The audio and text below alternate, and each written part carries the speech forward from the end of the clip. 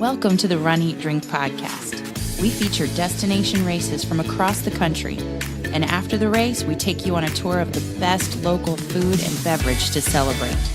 So whether you are an elite runner or a back of the packer like us, you'll know the best places to accomplish, explore, and indulge on your next runcation.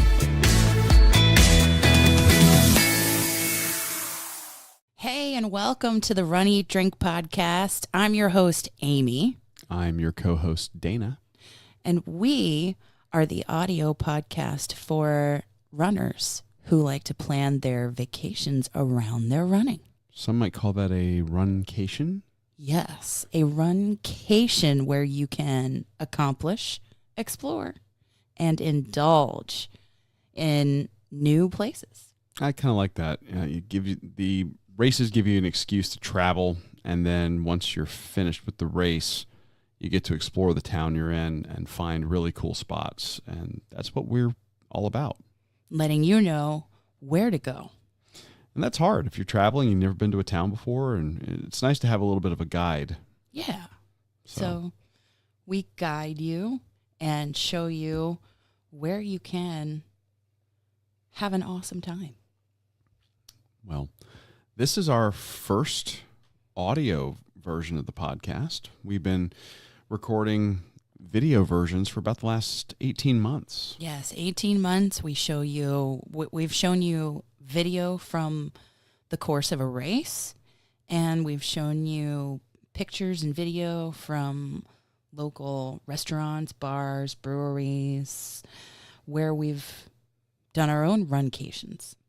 And it's been really neat, and we've had a great reception, but we've learned from talking to people that so many have been listening to the audio and not even aware that there was video. As they're downloading the podcast and they're taking us on their commute or on their run, they're not looking at the video itself. Like, oh, we listened to you. We listened to your podcast. Oh, well, there's video too. We would talk about there's video too, and they would be like, really? You can have a video podcast? I had no idea that it was so unknown that you could do video podcasts. It's very niche.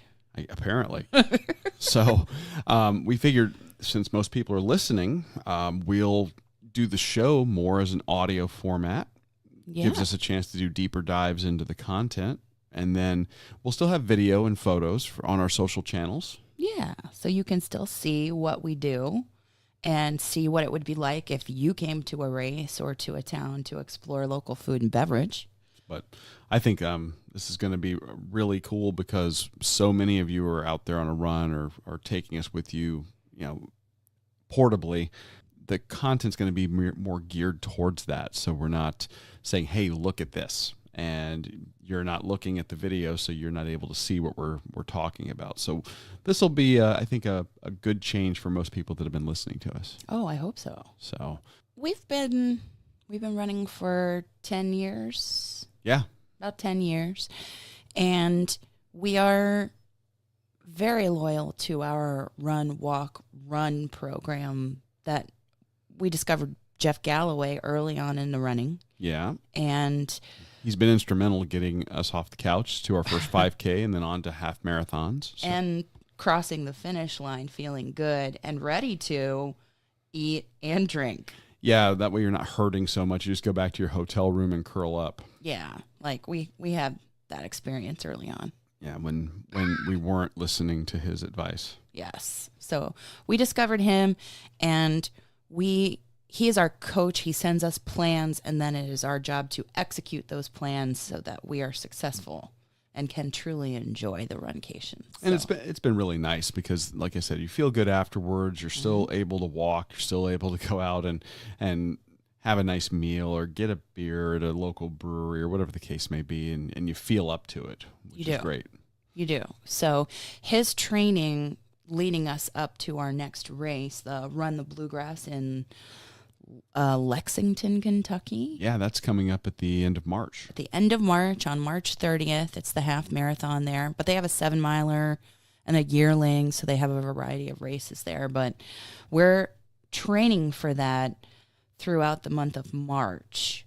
And our St. Patrick's Day run, 15 miles. Which, by the way, Happy St. Patrick's Day. Happy St. Patrick's Day. And as we are recording this, we've just finished our 15-miler. We are sitting here at a little shout out to Big Storm Brewing for letting us come in and record. Yes, thank you so much for the excellent beer and the space, the awesome space to do our podcast. So we did our training run this morning. And well, let's be serious. It wasn't early morning. It was still before noon. That's all that mattered. But it was like 10:30. Well, it was 10:30. We had initially planned on getting up very early to knock the run out before the sun and the heat. However, that didn't happen. No, it didn't. That did not happen. It didn't. It didn't happen. The celebration of St. Patrick's Day began the night before. We pre-gamed. It's true. So mistakes were made, and what was supposed to be a 5 a.m. run turned into about a 10:30 a.m. run. Yeah, we overslept. We needed to recover a little bit. But once we got up and got moving, it went pretty well. We just stayed in our neighborhood. Yeah, this was really just a matter of getting the mileage in this week. And that's what Jeff says about the longer training runs. The key to success is the long training run and getting it done. That's what he says. And he says it doesn't matter how slow you go because the goal is to build endurance. Yeah, now I did intervals anyway because I just wanted to get a feel for the interval that I'm running. And I'm running at a 1-to-5 ratio, so I was doing 10 seconds of running, 50 seconds of walking. And I just walked the whole thing. And I mean, it was a pretty nice day, all in all. We had a little bit of overcast at first, and then the sun came out, unfortunately. Well, I have a little bit of, I put sunscreen on, but I think I sweat a lot of it off. So, yeah, we got into a little bit midday heat. Oh, yeah. Not so much humidity yet because it's still March. And it's not as high as, say, the summer months where it's brutal. It gets pretty bad here in Florida. And I know everybody's going to say, oh, poor you, especially if you're from some of the northern states. But let me tell you, running in the summertime here in Florida is no joke. You have to be tough, really cognizant of staying hydrated, making sure that you've got electrolytes. It takes a lot out of you. And in those months, we end up scheduling a lot of our training runs super early. 4 a.m., 5 a.m. sometimes. Yeah. Or late at night. Yeah. It depends on when we might have the least amount of humidity. And I know you have the opposite problem maybe where you are, that you're just praying for some sunshine. You're praying for a little bit of color and not so much black ice around you right now as you start the thaw. I can't even imagine if I was running and hit ice. That's just wrong. I'd probably wipe out. I know I would. I'd probably just wipe out. So there are different challenges, I think, wherever you are. Yeah, I think that's true. So, but so we got the 15 in. And some people are like, well, you're only running a half marathon. Why are you running longer than the distance? And I have to hearken back and say, it's Jeff. It's Jeff's whole philosophy, if you will. And he has books, and if you go and you hear him talk at some Run Disney events, or you just, wherever he is is adamant that you go beyond the distance you're training for. And that's to push the wall out. And all of it. And when we say philosophy, this is his philosophy based off of years of research and thousands of people he's coached. Feedback from them. But he's and us. Yeah. But he's done all the research, and he says basically that your wall that you're going to hit at the race is really the distance of your longest run. Yep. And he's not wrong based on our anecdotal evidence anyway. We've had a lot of luck. If we do training runs past the distance, you feel good throughout the whole run. Yeah. And most training plans are different. And everybody's different. You have to find the training plan that works for you. Mm-hmm. But most training plans will take you up to just short of the distance. Right. We've seen marathon training plans that stop at mile 20. I don't know, half marathons, it'll put you at like 10, 11. 10, 11. Something like that. But I feel like we've had the most success when we have gone beyond the distance, so that when you hit the starting line at the race, you're like, okay, I've done this. Yeah, you've gone there both mentally and physically for that distance. You know you can do it at that point. And you still have, the butterflies and the race day excitement and all of those things that come with experiencing a race and all that it has to offer and truly legitimately accomplishing the goal. Just because you run past the distance doesn't mean that that's any less of a thrill. Right. Right. And In fact, you're taking out the jitters of being afraid of being able to do it. And it's more excitement about, what am I going to see? What am I going to experience on the course? Exactly. So you can focus on that because you've done the work. So we did the 15 miles, and I am going to be sore tomorrow. I know that's coming. Well, I mean, I'm sore today, and I have like the swelling of my feet and the swelling of my hand. Sure. So, and I know we'll be sore the first day after a run. You typically are sore, and then the second day is the worst. Day 2 is always the worst. Yeah, but for me anyway. But that part's done. So yeah, man, and it feels so good to have it done. It does. And we got done with that, and so that's our run portion of today. And then we decided that since it's St. Patrick's Day, we were going to go celebrate at one of our local eateries. And before we even get to that, though, again, we mentioned that mistakes were made prior to going out to run today, and those mistakes were made last night. But was it a mistake?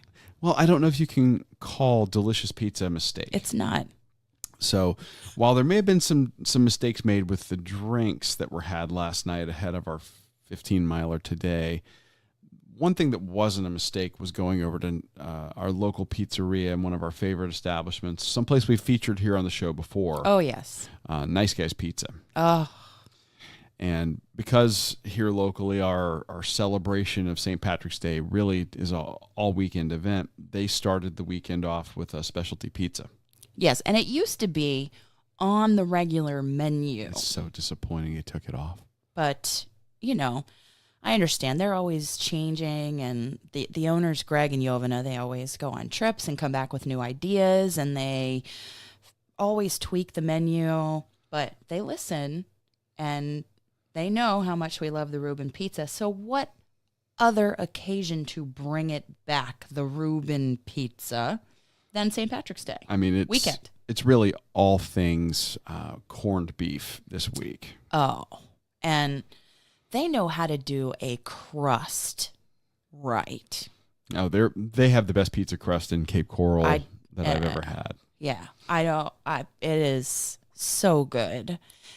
And we had tender corned beef, sauerkraut, Swiss and mozzarella cheeses, and caraway seeds on that perfect crust. And what they do is when the caraway seeds are added before the pizza's baked, so when they're coming out of the oven, they're nice and toasted.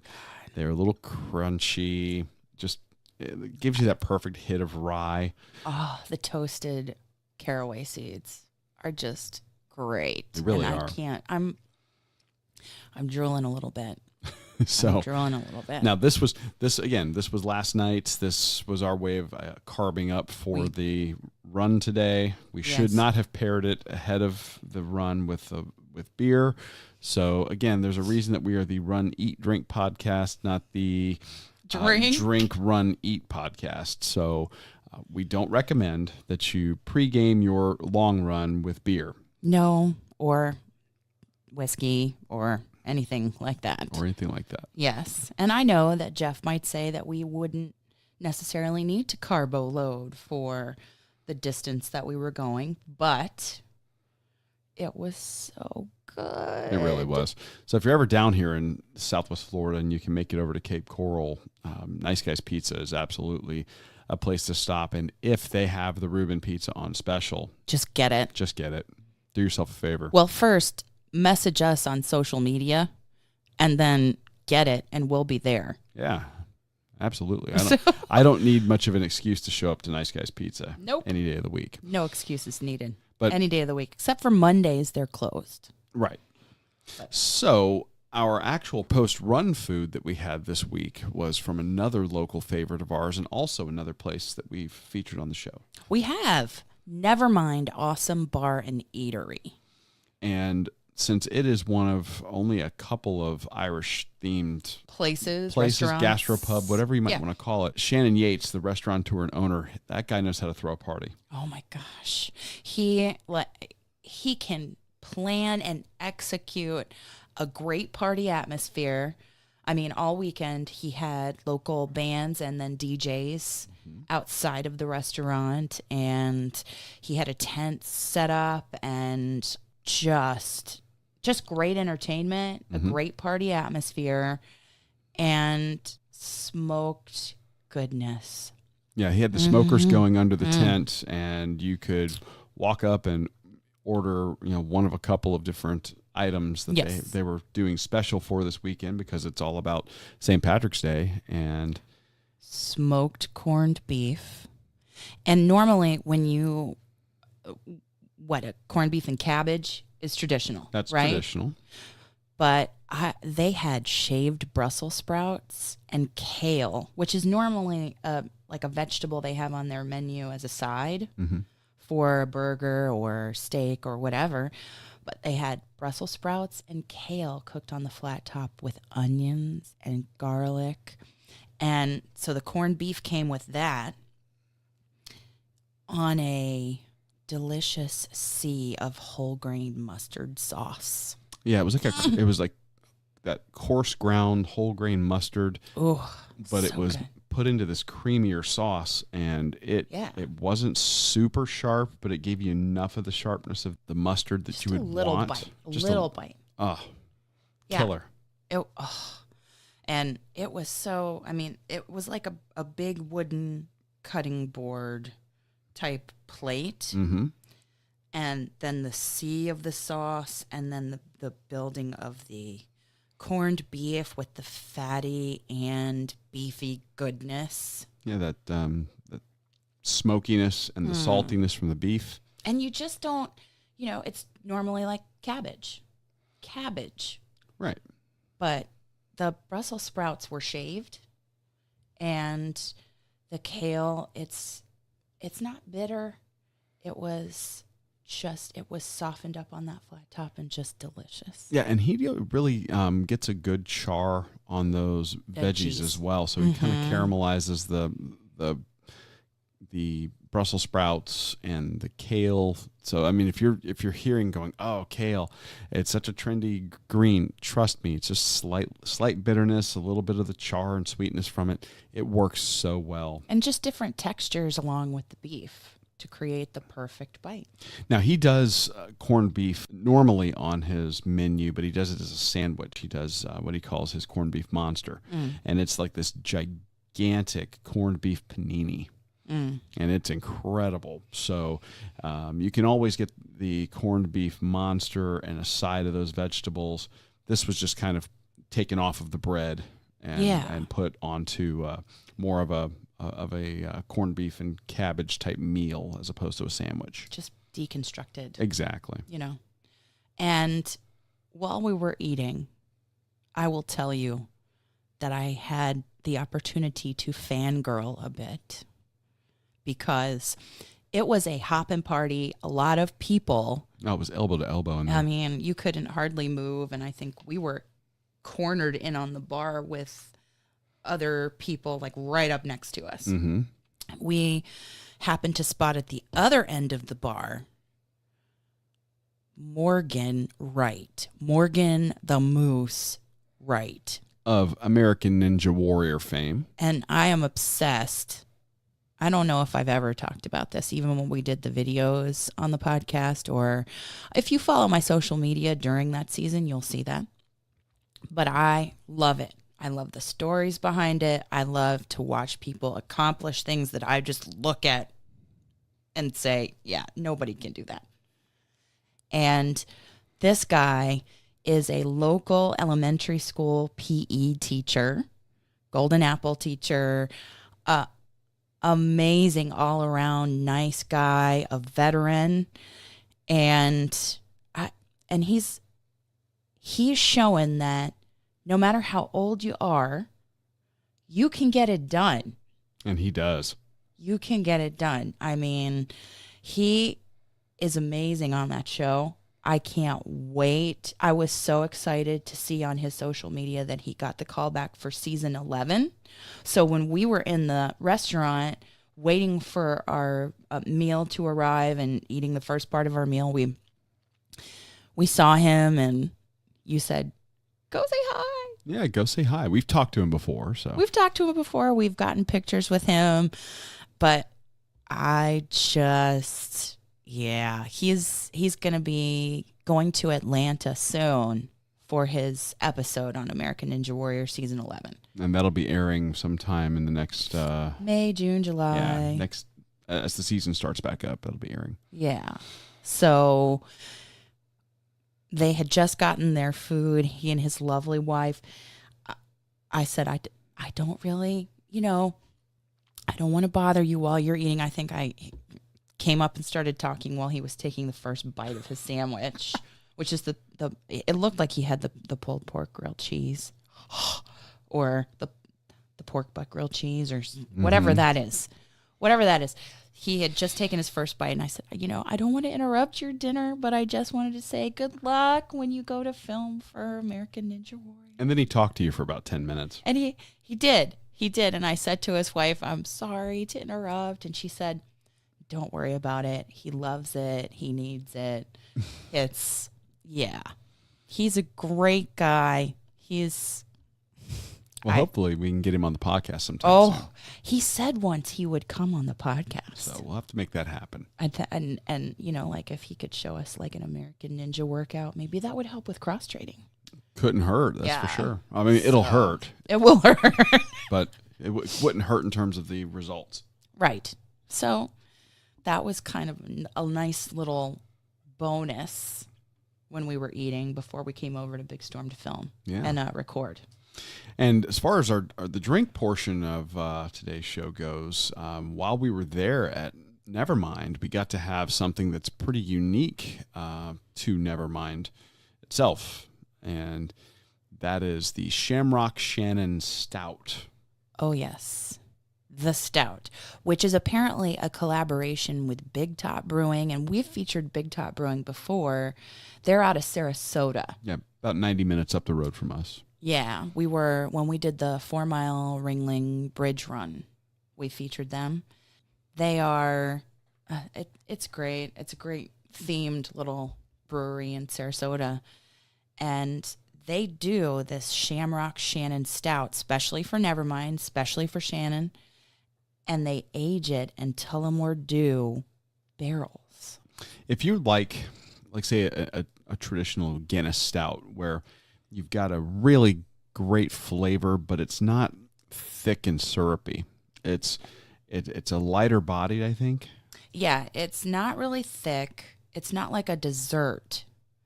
It is a little bit of coffee flavor, a little bit of dark chocolate flavor, and I don't think that the whiskey flavor is really overpowering, but you get a hint of that. Yeah, a lot of times with barrel aging, you get this overwhelming boozy flavor, and the barrel, if it's not done right, it really takes over. But I don't think that's the case here. No. It's not hoppy. It's not overly boozy. It's not sweet. Right. It's just a hint of it, really. And it's really smooth, almost bordering on when you have beer on nitro.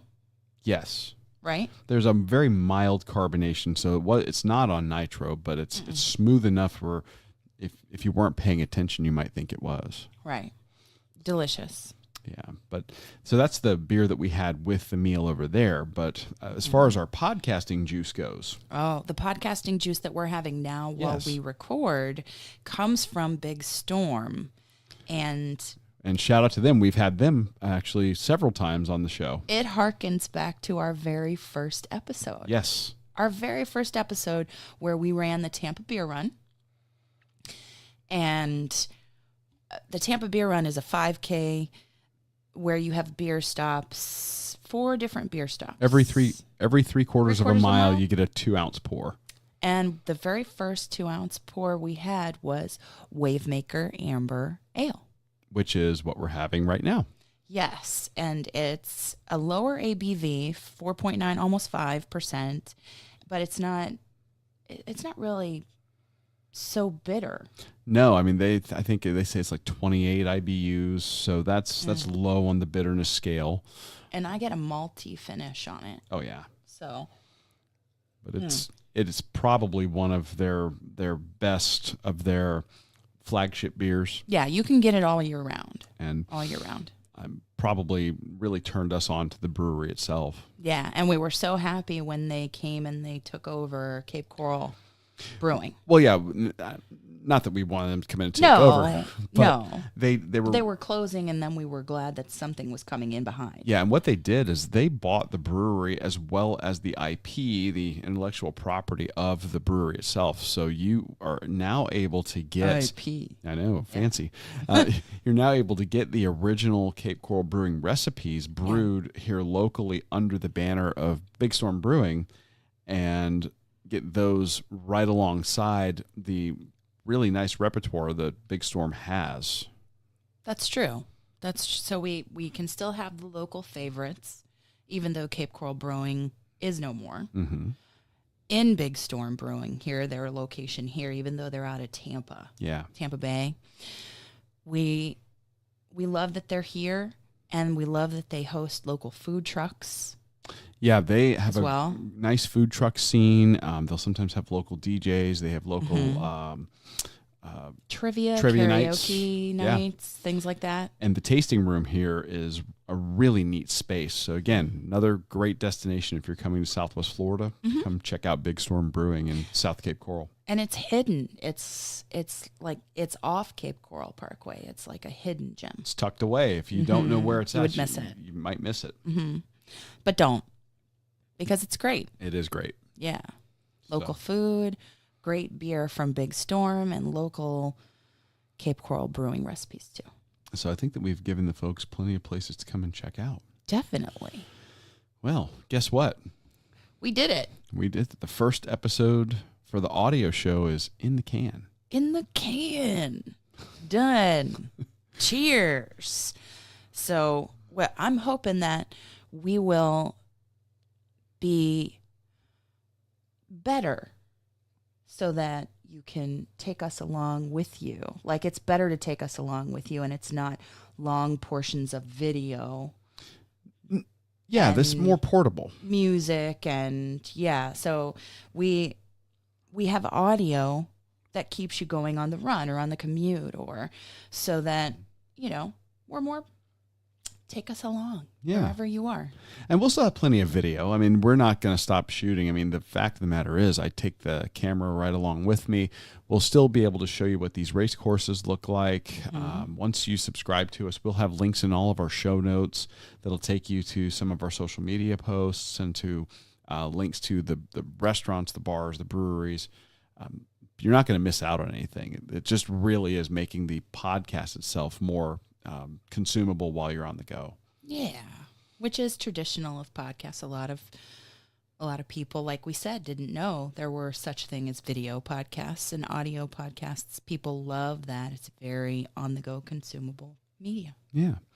And I'm going to try to work it out where maybe some of the stills that we take will become dynamic artwork, so that you could actually look at the episode art, and that'll change as we go, as we create chapters in each episode. But I'm going to probably take a couple of episodes to work on the technical aspects of that. Yeah. That might be a little bit, but we'll work it out. But really what you should do is subscribe in iTunes or Apple Podcasts or Google Play. Yes, we are now on Google Play Music. Yes. So if that is your podcast player, then you can find us there and subscribe, or Apple Podcasts on your iPhone or iPad, or in iTunes on your Mac or PC. And to make it really easy, you can just go to our website at runeatdrink.net. And at the very bottom, we've got buttons that you can click on that'll take you to either iTunes / Apple Podcasts or Google Play Music so that you can subscribe. Yes. You can subscribe and not miss a minute of where to accomplish, explore, and indulge. So next week, we still have one more week of training. We do. I got to work on those short runs. We're working on those short runs, getting the cadence drills, the acceleration gliders. And the hill work. And the hill work. So we'll give you a little bit more of some stuff from the training run, as well as some additional local food and beverage next week. For sure. So for now, I'm Dana. And I'm Amy. Thanks for tuning in to the Run, Eat, Drink podcast. Talk to you next week.